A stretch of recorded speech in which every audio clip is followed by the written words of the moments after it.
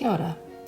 As part of this resource, you can cut out your own whariwiti, a barn, and some of the karerehi pāmu, some farm animals. So when you've done that, you could just play with the whariwiti, or you could do what I've done, and I've made a picture with some maunga and awa, and you could put a whole lot of other things in your picture. So we can ask where the animals are, or we can put them in places as we are working with our tamariki, as we're talking with them and playing with them. So, tuatahi, kei hea te kau.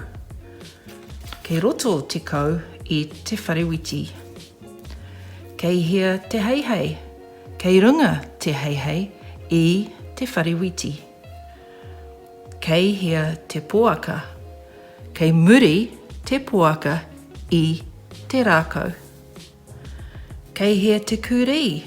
Kei mua te kuri I te rākau. Kei hea te kiore. Kei waho te kiore I te whariwiti. Kei hea te ngani koti.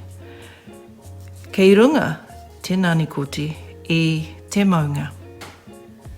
You can have a lot of fun with that.